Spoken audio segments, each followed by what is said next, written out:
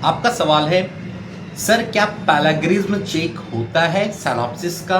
Please reply. समझिए इस term को, पैराग्रिज्म होता क्या है।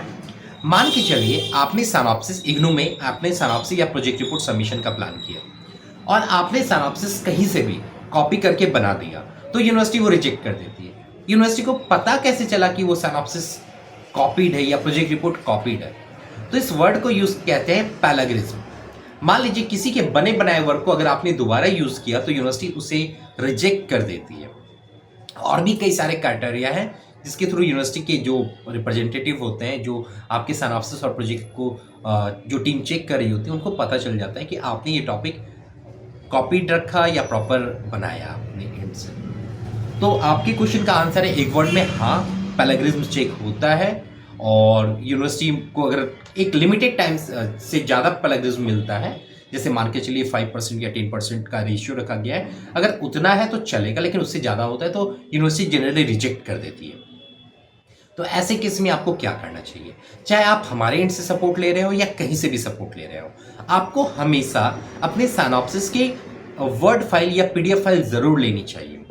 इसका मतलब ये होता है कि वो चीज़ें सिर्फ और सिर्फ आपके लिए बननी चाहिए और फिर आप ही उसे सिर्फ सबमिट कर रहे हैं, कोई और नहीं। इसको मैनेज करने के लिए और क्या कर सकते हैं, आप अपने सिनॉप्सिस में अपनी लोकेशन का भी जिक्र कीजिए, अपनी रिपोर्ट में अपने लोकेशन का जिक्र कीजिए। इससे क्या होगा, लगेगा कि वो चीज़ें आपने अपने एंड से बनाई है, ठीक है ना।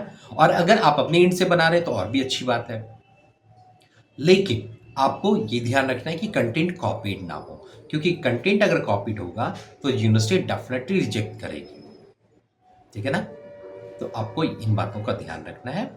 और जैसे मान के चलिए अगर आपको डायरेक्ट कहीं से प्रिंटेड कॉपी मिल जा रही है तो आप जहाँ से भी प्रिंटेड कॉपी लेंगे, बाय चांस अगर मैंने भी अगर बोला कि मैं प्रिंटेड कॉपी दे रहा हूँ, तो भी आपको मुझसे ये कहना है कि सर मेरी पीडीएफ फाइल मुझे चाहिए, मुझे भेज दीजिए। क्यों?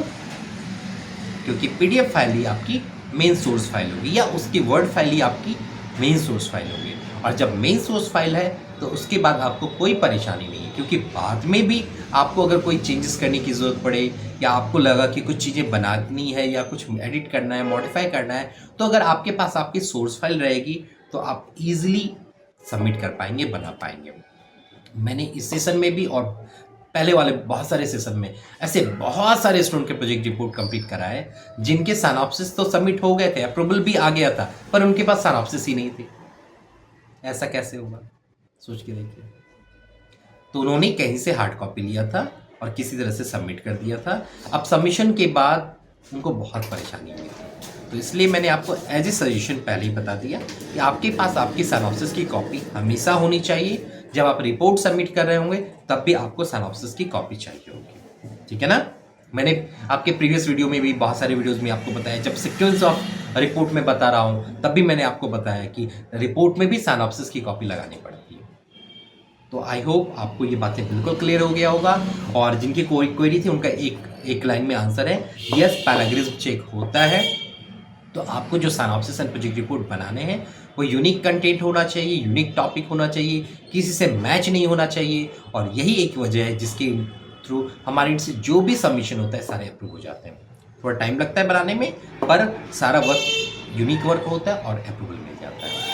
आपको ऐसी कोई भी परेशानी हो रही है आप मुझे कॉन्टेक्ट कर सकते हैं। और आप जो अगर अपने एंड से भी सिनॉप्सिस बना रहे हैं तो आपको बस ये ध्यान रखना है कि जो कंटेंट है वो किसी भी वेबसाइट से कॉपी मत कीजिएगा। अगर आप अपने एंड से भी बना रहे हैं तो उसको सोचिएगा कि मैनुअली आप जितना से ज़्यादा कंटेंट ऐड कर पाएँ उतना ज़्यादा बेटर होगा, ठीक है।